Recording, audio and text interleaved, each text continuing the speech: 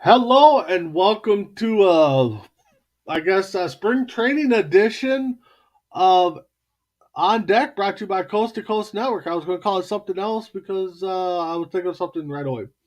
But anyways, joining me today, first of all, I'm Big B, the starting pitcher, the captain of this wonderful squad we're going to have this year, and I'm going to have my catcher, my sidekick, Chris P. Bacon. How you doing today, Chris?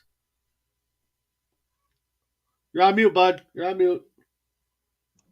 Just trying to warm up. Obviously, it's spring training, so gotta get the cobwebs out. But other than that, can't wait.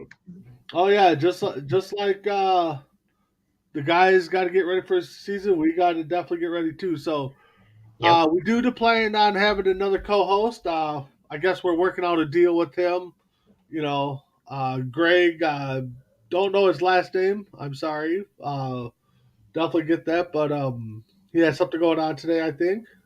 So, anyways, Chris. Yeah.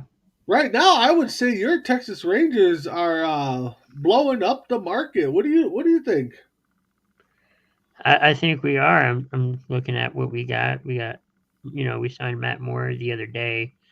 Uh, Daniel Winkler, right-handed pitcher. So I think we're building up for the future, and I think we're gonna improve a little bit. And what was the record for the Rangers last year? Do you recall? I know we were at the bottom. Okay. So do you see yourself right now in the middle of the pack, battling for a wild card, taking the division? I mean, you can't get any worse than bottom. That's true. So what do you Um, think you guys are going to improve to? I think we'll be close to a wild card. I don't know if we'll be there right now, but maybe like third in the division. Okay. I But, would think. but yeah, before the lockout started, you guys were just on fire. You guys signed. Man, you guys are on the market for everybody. It seemed like I Yeah. think every day I opened up ESPN, there's Texas Rangers signed this guy, Texas Rangers signed this guy. Chris, I'm surprised you didn't get signed. I mean, I know, right? it seemed I like mean, everybody was going there. So but it's funny too, and it seems like it's like this with any Dallas sport here, any sports team. We don't do much. We don't do much in the off season, so I wasn't expecting really any signings to go through. well, they really pulled one on you guys because they're doing everything right now. And like I said before the lockout started, Texas was like every time I opened up a news feed, it was Texas signed this guy, Texas talked to this guy. Yeah. So but for me, right now Minnesota's doing some moves. I mean, we'll talk about the trades in a little bit here, but they definitely got to improve from last year. They kind of had the injury bug. uh, we're predicted to go to the playoffs and kind of faulted on that one. So right Hmm. now I'm looking at the bats might be so. The pitching is going to be below average, I think. So they haven't, with the moves they've made, they haven't wowed me yet. Like I'm more Right. wowed with the moves that the Rangers have made than I am with the Twins. But there's still time. I know there's a couple rumors out there floating around. One being that they're going to go out and try to get Trevor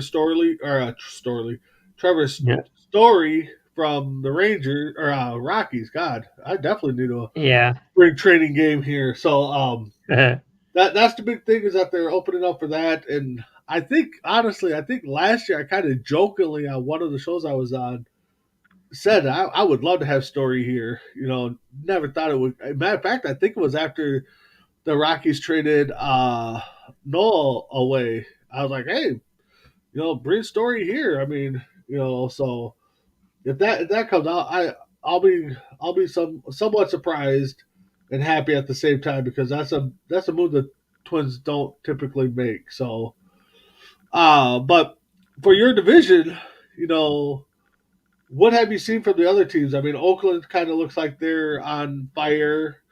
The Seattle looks like they're making some moves. I So who are think you they're scared? having several.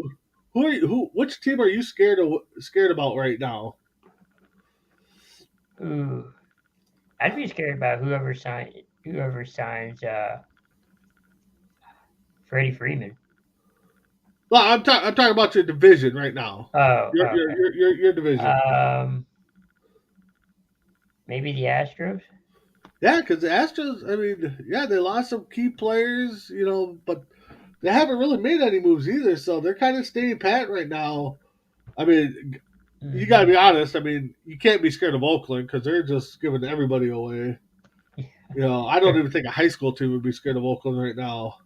Heck, Well, C2C might get a team together. We would probably beat Oakland. So we'd probably beat them. Yeah. yeah. So for me, being in the Central with the Twins, White Sox are going to scare me. The Twins stay healthy. I can see them battling for a wild card spot. I think it's the White Sox division to lose. Hmm. So I'm not holding high hope right now with the Twins. But again, Twins could surprise me. It's a Minnesota team. You count them out, then they'll battle back and show us all wrong, and then we'll be eating crow. So, but all right, let's talk about the big guy. You brought him up already, Freddie Freeman. I know. Once that guy signs, I think the dominoes are going to fall. So, which team right now do you see? I mean, where do you I see feel Freeman going? I mean, I either feel like he's going to L.A. or the Yankees. okay, I'm pretty okay. sure the Yankees because every year they seem like they have a lot of cash and they have all the big bucks. So I kind of see him going to Yankees. I feel like they can Oh, spend some money. I'm praying right now. It's not the Dodgers. I'm not gonna. I ain't gonna lie. I And it's not that I don't like the Dodgers. I It's kind know. of like Yeah. the Yankee syndrome. They just can't get everybody. So Yankees, Dodgers.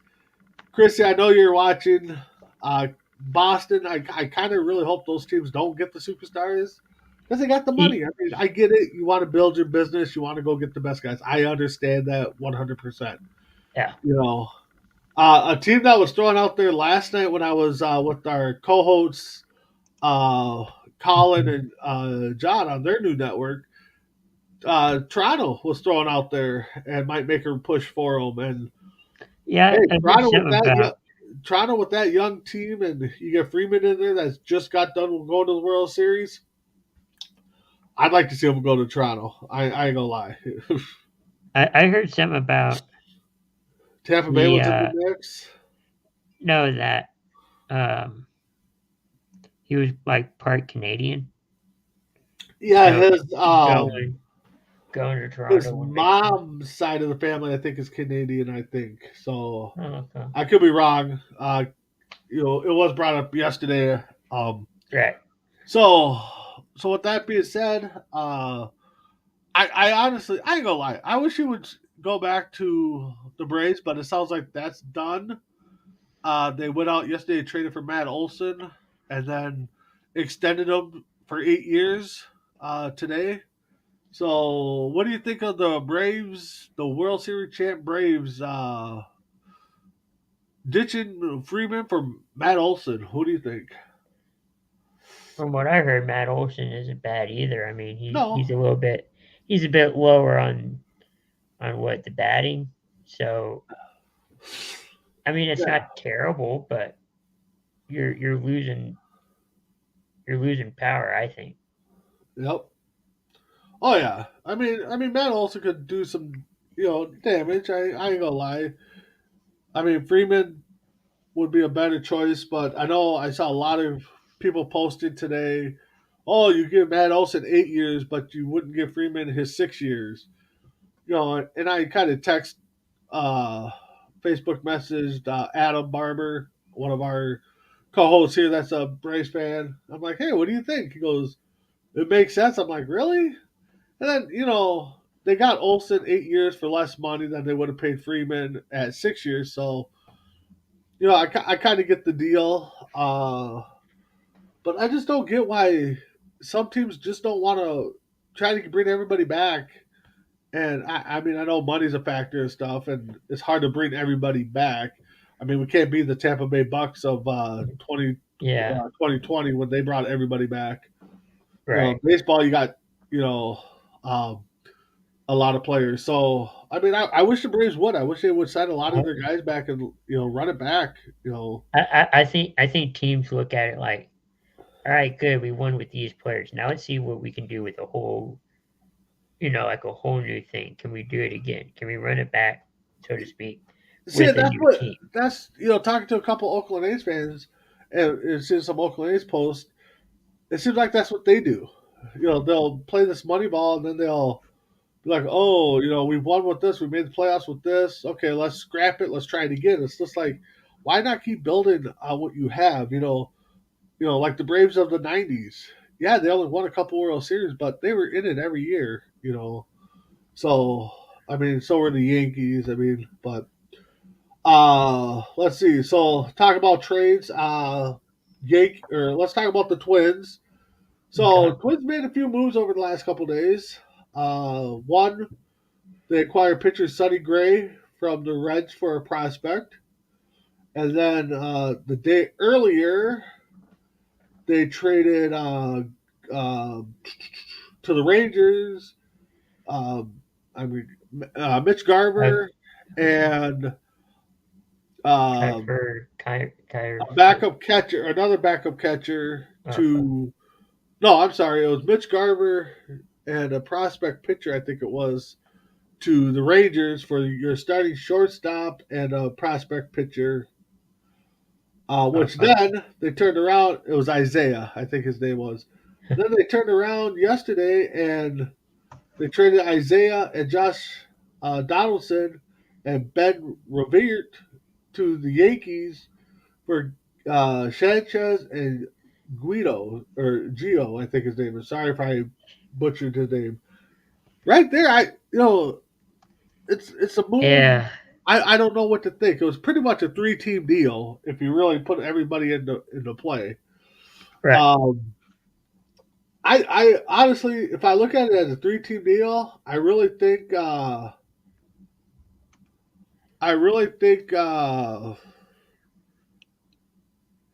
if you want to send it to him, go ahead. Um, the link, Chris. Uh, Okay.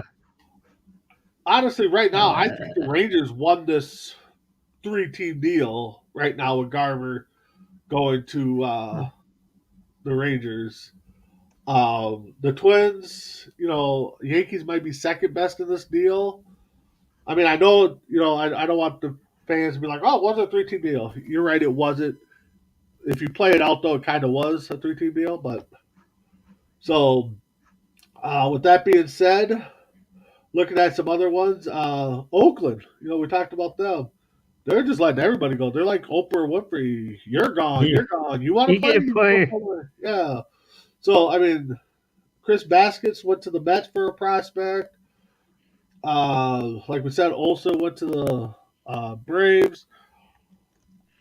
Um, yeah, Oakland. I think right now is just making moves just to make moves. I don't think they have any concept of what they're doing right now. So Yeah. uh, I think they just want to get out of Oakland.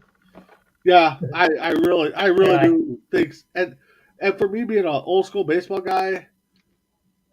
Oakland A's with baseball without the Oakland A's to me just doesn't seem right. You know, I mean, yeah, they might keep the name if they do go to Vegas or something, but I just it just doesn't seem right to me because I mean I like the Bash Brothers, I like Dave Stewart, Eckersley, some of the guys they had, Ricky Henderson. You take the I can't think of the word I'm thinking of now. Tradition out of baseball. I mean, you know, and then so some big signings I see. Biggest one, Nelson Cruz to the Nationals for 1 year with the DH rule in play. We'll talk about that in a little bit. I think that might be a pretty good fit for him. I thought maybe he would have went to the Padres. Uh, what do you think of that move there, I Chris? think it's good. Sorry, I'm multitasking. Oh, okay. Uh, No problem. I think it's good. Yeah, yeah, and then sorry, here I was just pulling up something else. Outside of that, I haven't really seen any major guys signing since before the lockout started. Like I said, I think we're all waiting for the big news that Freeman drops and signs somewhere. Um, so let's see here. So let's talk about some of the rule changes that Major League agreed upon. Um, One, Right. no, sorry, no 7 inning doubleheaders. So Chris, what do you think of that one? I think it would be good. I mean, now we can truly have, you know, if there's a, some remarkable moment like last season, The it being a no full, hitters, a yeah, full rotation or whatever. So a full inning. So yeah. I think it'd be good. No, I definitely. I mean, you know, long story short, I guess I didn't mind the doubleheaders, but if you're going to make it a complete game, then anything should count. You know, if it's a 7 inning no hitter, if it's a set inning, uh, if it's a 7 inning, guy hits 5 home runs in the game. I mean, it should count either way. So, Yeah. but Right. Close your window. Oh, yes. all right, we got Chris talking to his All management right. team back there, his agent. So, but anyway, so that the second inning guy leading off in the extra innings, guy on second. That rule I'm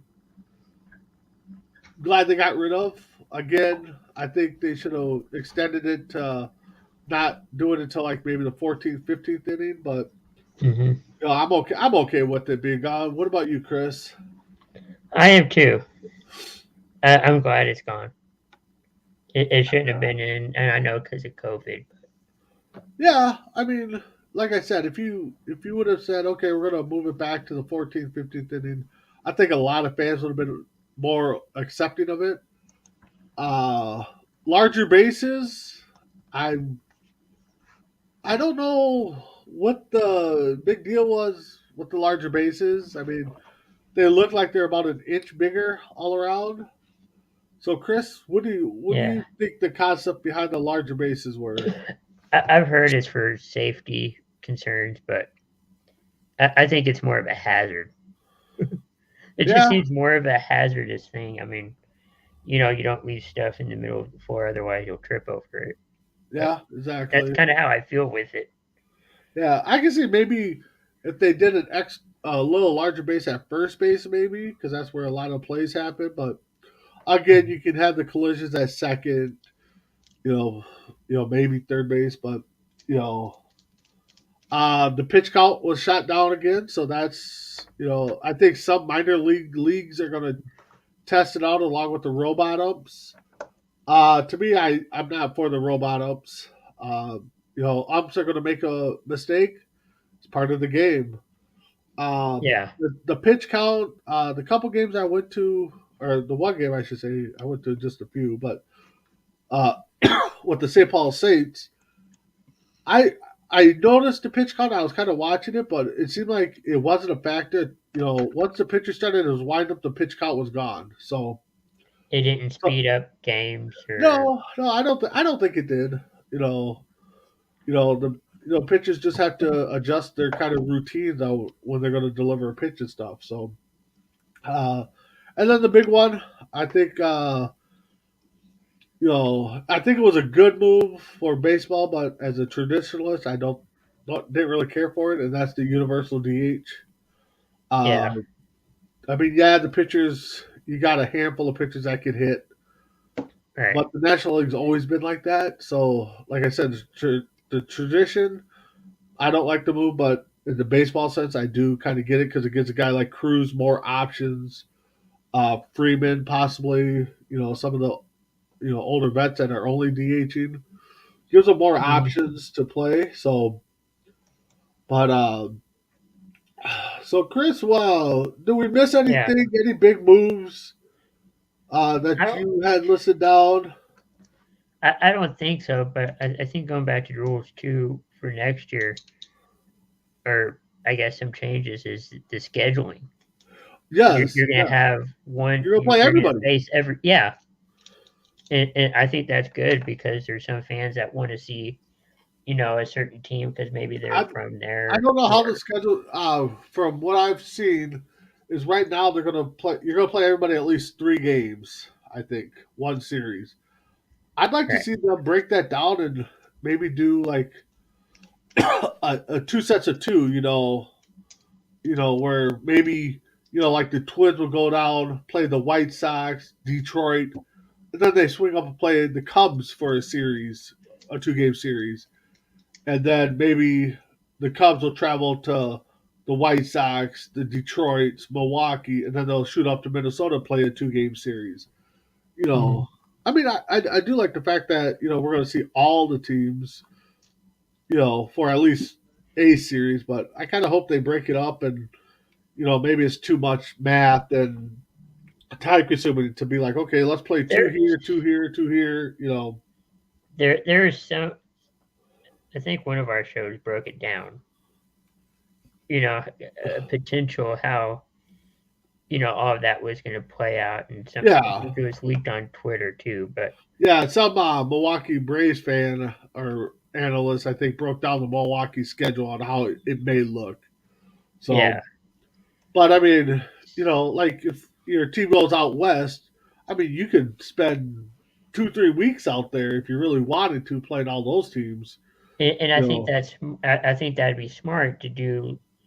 You're going to be in California for I don't know a week or two, and you can play the teams in that area, and then yeah. Typically, I mean, I don't know if you really if it plays a factor for the Rangers, but when the Twins go out east, they'll typically play Seattle, Oakland, LA, and then they might have an inter squad or interleague play with one of the National League teams, and then they'll come back, and then when that road trip happens this way to Minnesota, then we typically get Seattle, Oakland, LA, and a different NHL or National League team. So yeah, yeah, so we'll see how that plays out, but you know, I mean, I'm happy for baseball. I mean, I have you two know, 99 days of nothing.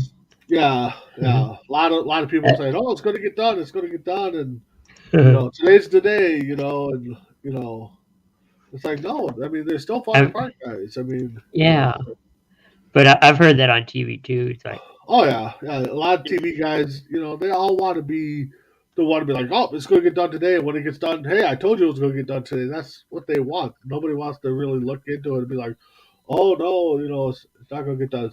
So, Chris, before we get into um, last year's stats. Why don't you roll some of those great commercials for us? Ads. uh, all right, yeah, oh,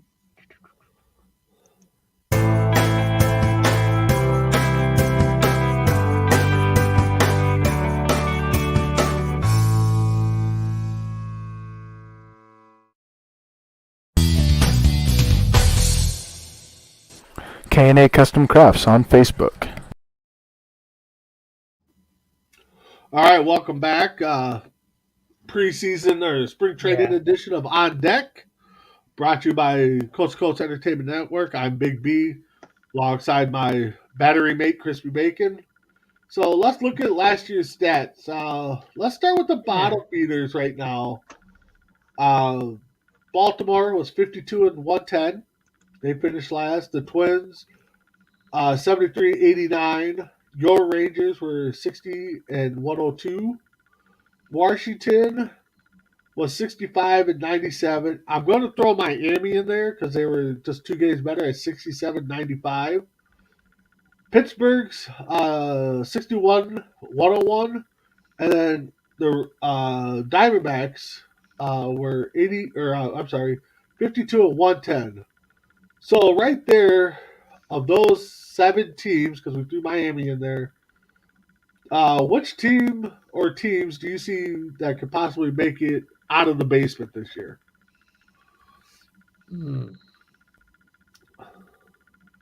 Maybe Minnesota. Yeah, I can see if Minnesota stays healthy, and I'm not trying to be a homer, but I can see them right now. The way the pitching staff's going, I would say right now third's the highest they could go. I don't see them going any higher than third, but it's early yet. How about your Rangers? What do you think about your Rangers? I think they'll go up to maybe third. Okay. All right. Yeah, I can see that. I still think Miami will probably drop to last. I think Washington might move up a little bit. Pittsburgh and Arizona, I think, and maybe Colorado might be the bottom feeders still. I mean, Colorado was 74, but who knows what they're doing right now. But the bottom teams, yeah, I'm with you. I can see possibly Washington, Texas, and Minnesota moving up out of the last place. Welcome, Tim Fielder. If you're not doing nothing, Tim, you got the link. Jump on. Let's talk about your Mariners. Yep. They're kind of red hot right now, making some moves. We all laughed at Tim. We all laughed at Tim last year. One of our first shows, he said Seattle was going to make the playoffs, and we all laughed at him. So close. They came so close, but yet so far. But Seattle's making some moves. I like. Yeah. They're in the line for Chris Bryant. I hope he signs it. That would be huge right now. It would. All right, so let's start. We're going to start in the National League, Chris, since we both are American League guys. We'll save our lovely division for last. So, yeah. So let's start with probably the best division last year. Possibly is going to be the best division again. The NL West. Yeah, San Fran leading. You had the Dodgers a game behind. The Padres, who started off hot but ended up 28 games behind. Colorado and Arizona. So we've already kind of talked about Colorado and Arizona. So I see a 3-team race again. Possibly 2 because Tatis is down with a big injury. Might be missing 3 months. Hopefully he's back sooner. But what do you think of that division? I mean, where do you think that division is going? I don't know. I mean, it's hard to tell. Maybe it'll improve. Who will improve? Like the Padres, or I mean, you had 200 game winning teams, so I mean, you can't really improve unless you get a third one in there, and that would be just. I think it'd be. I think it could work. The Padres could improve, but I think it's going to be a long shot. Yeah. I think right now you're looking at Giants, Dodgers, 1-2 again. Yeah. I was hoping the Padres would be up there, but so. Well, I think Padres can be 1 or 2. They're just going to have a lot of work, I think. Ooh, okay. So let's move up to the Central. Mm-hmm. You have Milwaukee winning it. You had the Cardinals, Cincinnati, Chicago, and Pittsburgh. I mean, we kind of already said Pittsburgh's probably going to be dead last again. The way Cincinnati's been unloading, I don't think they're going to be in the top 3. So right now, I would go probably Milwaukee, the Cardinals, and then the Cubs, and then Cincinnati and Pittsburgh. What do you think? That sounds about right. Okay. So then let's go to the East, where we had the World Series champs. So we had the Braves, Philly, the Mets, Miami, and Washington. So again, I think that's going to be a 3-team race. Atlanta, Philly, and the Mets. I would hate to say, God, let's hope the Mets are healthy, because every time we root for the Mets to be healthy, they always falter. But they've made some great moves again. The Braves, I think for the Braves and Mets, You could go 1 or 2. I was actually just going to say that. I can see the Mets winning, the Braves number 2 in a close one, and the Phillies probably going to drop to 3. Yeah. So, all right, guys. Here he is, Mr. Oakland A's himself, Mr. Isaiah. Oh, and we also got our new co-host, Hey. Big Dog Greg. How's it going, bud? Going pretty good, man. How you All doing, right. bud? Yeah, we're doing Good. great. Just talking some baseball, getting ready for the opening day on the 7th of April. So, but Isaiah, we'll get with you. We'll start with your team first. Whichever one, I guess. You could take Philly, you could take the A's, you could take the Rays. I mean, whatever team you want to represent today. Go ahead and what's going to happen with your team this year? 3 words. We're going to suck. That's the 3 words. And what's really funny is, I was working at the airport, or I am working at the airport, and the Oakland A's team president actually bought stuff from my store today because he was flying out to spring training in Arizona, and I happened to bump into him. I bumped into him many times before, but it was just really funny coincidence to see him at my store today. But, as like a guy that works for the A's, I really don't know what to make of this anymore, just because I understand the Bassett trade, because Bassett was a free agent after this year. So you obviously, for a small market team, you're obviously going to get what you can get for him. So that makes sense. But I don't understand the Olson trade and the other trades that could happen, like Murphy or Manaea or Chapman or all those guys, just because those guys are under contract for a handful of years after this season is done. I think Olson's under contract for 1 more year after this year before he got traded. Chapman's the same thing. I think Murphy's under contract until 2025 or something like that. I just don't understand why Oakland needs to do it now instead of doing it. If you're going to trade them in their contract year. Trade them once they're eligible to be a free agent after or during the offseason after that season concludes.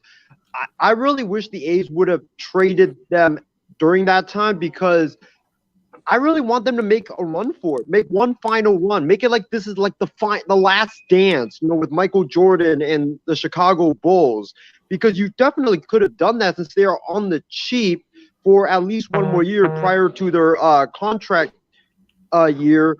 And I think with the current group that they had, if you had made some tweaks, like added to the bullpen, added maybe 1 starting pitcher, I think you would have been fine. I don't think you would have won the World Series, but I think you would have definitely made the playoffs, especially with the expanded playoffs. And when you make the playoffs, who knows what would transpire, given the fact that anybody that makes the playoffs has a chance to win it all. So I think that for the A's, losing Olson's going to hurt, definitely, because we don't have a first baseman right now. I think our first baseman currently slated is Eric Thames, who we signed to a minor league contract. So we're probably going to have to bring in someone even more established on a cheap deal.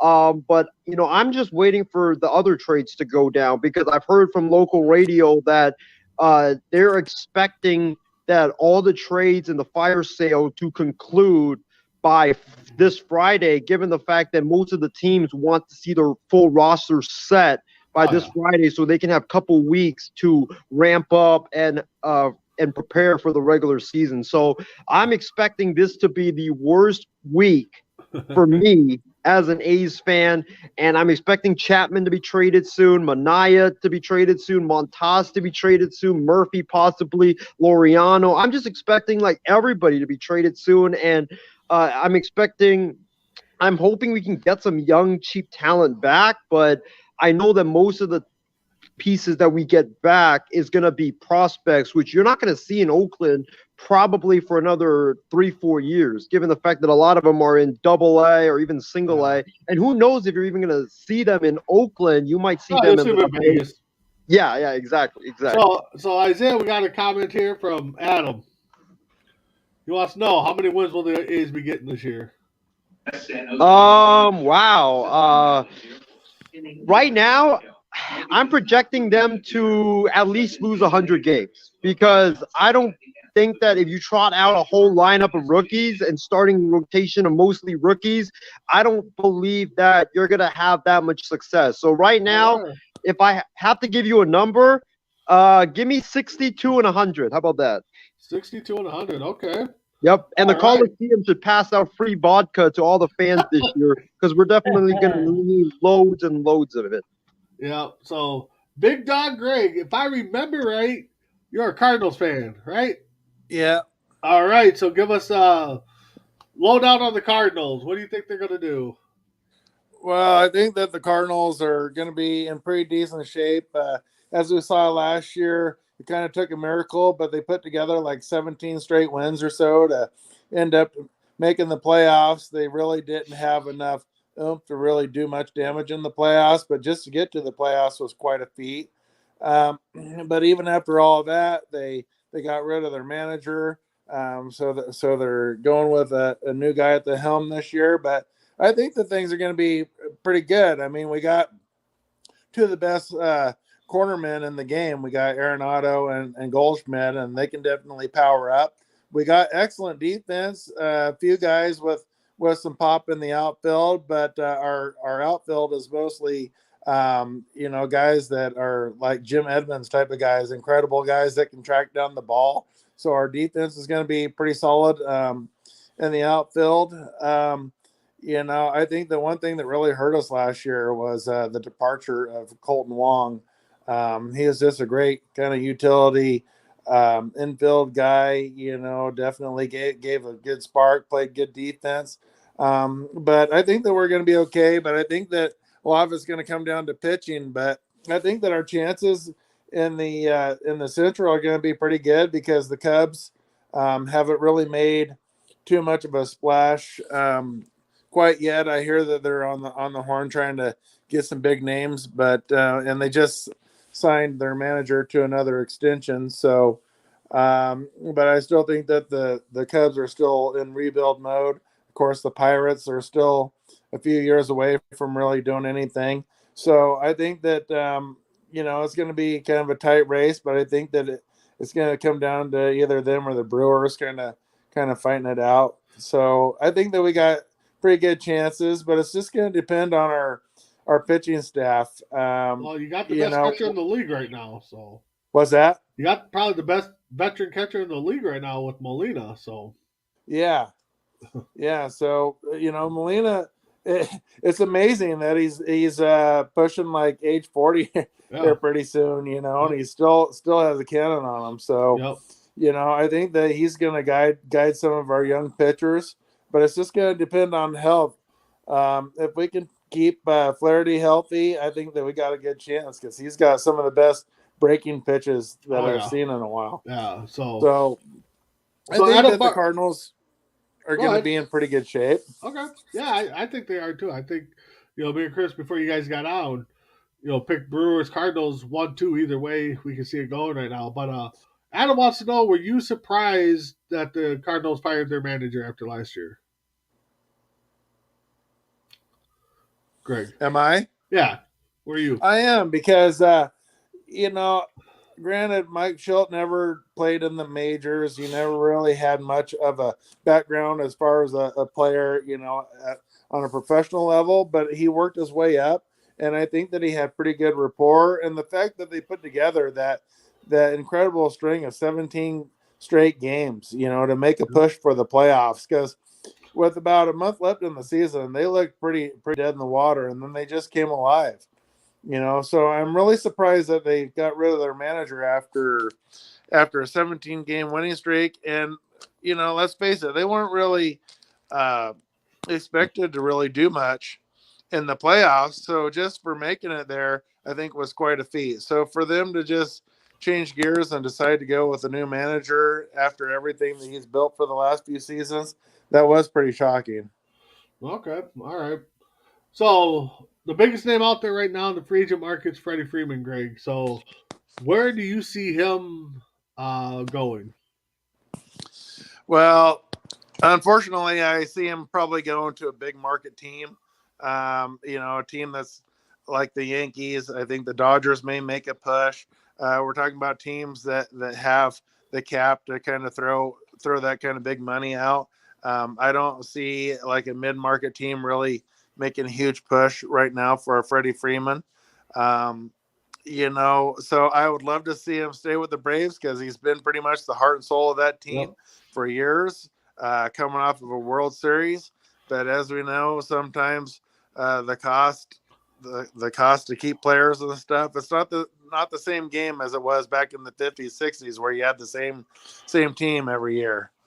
A lot of people on the move every year. So I see him probably signing with a big market team like either the Mets, Yankees, or Dodgers, unfortunately. All right. So, Isaiah, before you go, where do you see Freddie Freeman heading?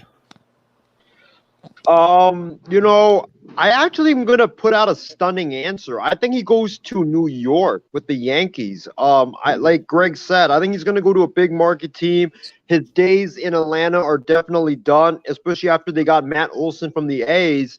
I think a lot of people right now are saying he's probably going to go to the Dodgers, and it's Dodgers because it's his hometown. But with the way the negotiations are going right now, I think that if he would have signed with the Dodgers, this deal would have been done probably a couple of days ago. And I think right now the reason why I think there's a holdup is because the Dodgers, I think, don't want to offer him that 6-year as well, like the Braves did. And I think that New York's just going to be desperate because Yankee fans are expecting a splash. They want a major move this offseason. And, they already traded. They traded for Donaldson. They traded for Donaldson and also Kiner Falefa. But that's not that major move the Yankee fans were expecting. They were expecting like an Olson or a Freeman. And I just think Brian Cashman, they have a hole at first base that they need to fill. He's going to be desperate enough to get that left-handed power bat and go after a Freddie Freeman because I like Luke Voit, but if you give me a choice between Freeman or Luke Voit, it's definitely going to be Freeman. Yeah, no doubt. So Adam's chiming in and saying that the Dodgers are only offering Freeman 2 to 3 year deal. And Freddie wants at least 6, I believe it is. So we'll see. I honestly, there was rumors and speculations that Toronto might be in play too. So I'd like to see him go there with the young studs that he's got. I think that Freeman's a little bit on the older side to be pushing for a 6-year deal. 6-year deal is usually what you should see from Fernando Tatis, someone like that that's around 21, 22 years old. I think that's a little late in the game to be going for max years. Yeah, well, I mean, Tatis got a 10-year deal, so what's the next best thing? Probably 6 years. I mean, yeah. So he was born in 89, so that puts him at what, 30, 33, 34? Somewhere there. I can't do my math offhand, but I just think the teams need to watch it when players get around like 31, 32 years old on long-term deals. No, you're exactly right. We could have some more Bobby Bonilla deals being done. So brought up me and Chris kind of – well, actually, I don't think we actually talked about it, Chris. Freddie Tatis's injury. So, Isaiah, we'll start with you. What do you think about Tatis's injury? I thought it was reckless, and I thought that, it was unfortunate, and it also showed Tatis's young age and his immaturity because it's in the contract that you can't be doing stuff like that, like, riding the motorcycle. And one of the answer that he gave yesterday to reporters was just very telling when reporters asked him, like, hey, they asked him about his motorcycle incident, and he asked them which one. And that just showed you that he's been in multiple incidents. And the thing about Tatis is he's a great player when healthy. He hasn't played an entire 162 game season so far in his career. He needs to stay on the baseball field, and he definitely needs to stop doing these motorcycle stuff because if he doesn't, with the injuries that you're suffering, it could potentially be life-threatening injuries. I mean, look at what happened with Madison Bumgarner. He got badly hurt. He was out like 5 months or something like that. It's not only going to ruin your career, but it could also potentially ruin your life as well. So if Tatis wants to continue having a great career, he's got to stop with these motorcycle incidents. And I really think he needs to seek some type of veteran mentorship, like our guy John Alcorn always mentions on MI6, where these young players, they are very talented, but they don't know how to be a professional. And I think that's what Tatis is going through right now, where he just doesn't know how to be a professional. He's a very young player. I think he's going to grow from this, obviously, but he needs to seek that veteran mentorship, because you can't be doing these reckless things like he's been doing. All right, Isaiah. Good point there. And welcome. Speaking of John Alcorn, welcome to the show there, bud. So what do you think of Freddie Tatis's injury? I'm just glad to be here because I'm trying to learn more about baseball. But this is the last thing the Padres needed, especially with missing the playoffs last year. Because you got to be able to get to a hot start. You can't have this losing streak midway or closer to the end of the year if you want to have a chance to bring hope back into the city of San Diego, because they really haven't been – I can't remember the last time they were like a truly good baseball team, because, again, I haven't really watched a whole lot of baseball until – this season after the lockout, but it's the last thing they needed. And I think moving forward, like I said, but this should be the case, I think, in every sport. I think we always say, oh, these guys are such talented athletes, blah, blah, blah. He can maturity, blah, blah, blah. But you still need those people to really keep you in check. Not the yes man, not the people that Antonio Brown had, the people that need to call you out on your crap. And I get where you're saying, again, I'm not defending what he did, that we didn't even think we were going to have a season, number one. Again, number two, it's unexcusable, but I think it's the last thing the Padres needed, because now if you're not getting to that hot start, then it could be a ending to a season that you didn't want at the end of the season. All right, Greg, what about you? What do you think of the Tatis injury? I think that, it's not surprising. As far as finding out that people in their youth are kind of wanting to do these kind of things. I mean, it seems kind of a natural thing for especially for young men to want to have toys and go out and do things like this. But when you've got $1 million arm, or you've got $1 million bat, or you're a professional athlete, when you sign on the dotted line, there's all kinds of different stipulations saying, that you'll protect your body, that you won't engage in like bungee jumping or any kind of dangerous activities and stuff. It's very unfortunate to see something like this happen, because we've seen, look at Jason Williams, Jay Williams, he pretty much had his career trash from a motorcycle accident. Came out of Duke, had a great rookie season for the Bulls, got in a really bad accident, and he was never the same. He was never able to really get much playing time afterwards. It pretty much derailed his career, and then he ended up fortunately finding a job in broadcasting, but he would have much rather been playing. So when you're taking risks like this, you're definitely not only risking your career, but risking your life. So, it's very unfortunate to see. I think that Fernando Tatis is an absolute wonderful talent. I think that he's got a tremendous upside. I'm just hoping that maybe he can get himself under a little bit more control. And like everybody's been saying, it's very unfortunate. John was saying that, this is the last thing the Padres need. I mean, they had a meltdown last year after everything that they spent on pitching and everything, and for their lineup and bats in the lineup, and to miss the playoffs. They completely choked last year based on what they spent, trying to get to the postseason, and they couldn't make it. So this is bad publicity. This is bad all the way around. I'm just hoping that he can learn from it, because he is a tremendous talent, and it'd be good to see him on the field doing what he does instead of on the bench and rehabbing. Yep, exactly. So, Chris, what about you? Yeah.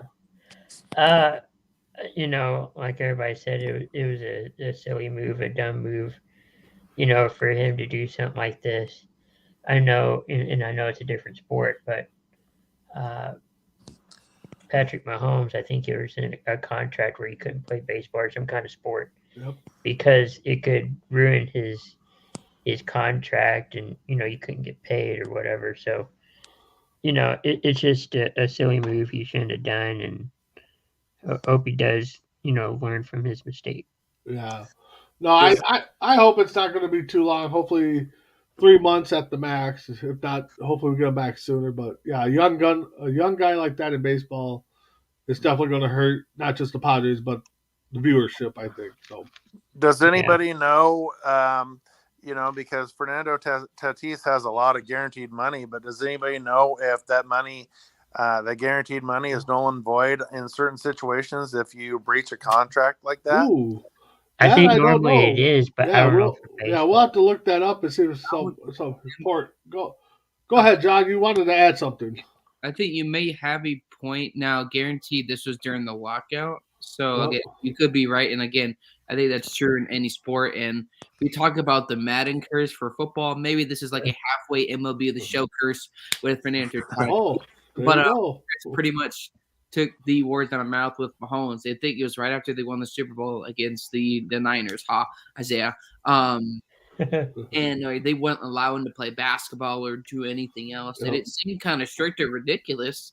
But then now, let's say if he played and did something stupid like Fernando Tatis, who knows what would have happened in 2020, 2021 versus now. If this didn't happen and the Padres get on a hot start, then they may have a better chance of sitting in the playoffs and maybe have a better chance. I'm not going to go all dry and say, oh, their season's over. But this can impact. Because let's say he comes back in 1 to 3 months. Is he 100% healthy? Because not every time an athlete comes back in baseball, football, or basketball, or soccer, or the NBA, when they come back, doesn't mean they're 100%. There's a good chance they could re-aggravate that injury. Yeah. So, Adam, we got a few minutes here. Adam wants to know, John, since you're just starting to really watch baseball, who's your team? The Padres. Just because Callan's talking about that, I'll just pick them. I don't know. Nobody can call me a bandwagon because I don't know a single thing about baseball besides the basics I've watched on TV. But, all right. Well, you'll have to hook up with Isaiah because Isaiah knows a lot about baseball. So I will definitely be connecting with some other people. Yeah. All right. So with that being said, guys, we got a few minutes here. I'll go around the room, say our final thoughts. Again, next week we will not have a show. The following week on the 29th, I believe it is, that Tuesday, we're going to have an interview with former MLB pitcher Josh Roenick. I think it's his name. Last name. His first name is definitely Josh. So, Greg, we'll start with you. What you think of your first episode of On Deck? And I really loved it. I love getting back in talking baseball. The last time I talked some baseball, the baseball show that I was on got canceled about 3 weeks before the World Series. So it's good to be back and talking baseball. It's nice to be able to look forward to baseball season now, with everything going on. Unfortunately, these CBA meetings are definitely something that's a part of the game, and it's frustrating from a fan standpoint. It's probably frustrating from a management standpoint, all the way around. But it's good to have baseball back, and I really enjoyed my time on the show. right. Also, if anybody's into sports betting, I'm getting some really weird vibes that Colorado State's going to do some damage in the men's tournament. I'm not saying Final Four, but I think they're going to do some damage. Oh, okay. A little hot take there for the NCAA tournament. John, how about you? Promote your new network and what you guys got going on. Yeah, so we premiered our first 2 shows yesterday with the football and, of course, the baseball show last night. Because for me, talking baseball is like very foreign, so that it's going to take me a while to get used to that, just like it was for football back in the day when I didn't know what a touchdown or a field goal was. But yeah, we got a show coming on tonight. It's similar. It's like I'll just wait till it comes out, but it's going to be good though. I think the goal is obviously long-term, really trying to, not necessarily a busy network, but to partner with athletes or broadcasters or producers in the industry to show them, to have them their continued voice. Because sometimes when we see them, they do a great job. We see what they do, but we want to get to know them beyond just that. so you can kind of get to know them outside of just what they are on TV. All right, Chris, and what do we got going on? I know we got a very special show coming on after us. So what do we got going on? Yeah, coming up, we're going to have a special Tuesday Night Mania honoring the passing of Scott Hall. So make sure to tune in for that. All right, yeah, exactly. Tuesday Night Mania, top of the hour, special dedication to Scott Hall. Tomorrow will be Sports Minute. We'll have the Bo and Joe show, the Hell Show with Bo, or with Joanne. Also tomorrow, and then Thursday kicking it with Isaiah and Ace. So, with that being said, thanks for everybody for chiming in. Adam for throwing out some comments. Isaiah commented before he jumped on. And just keep checking us out. Like I said, next Tuesday we'll be off, and then we'll have our special interview. And then April 5th, we'll definitely throw out some predictions and get ready for MLB season. With that being said, this was On Deck. Myself, Big B, Crispy Bacon, Big Dog Greg, and John Elkhorn, and also Isaiah for jumping on. You guys all have a great week, and we'll see you in a couple weeks for our special interview with Josh. Have a good one.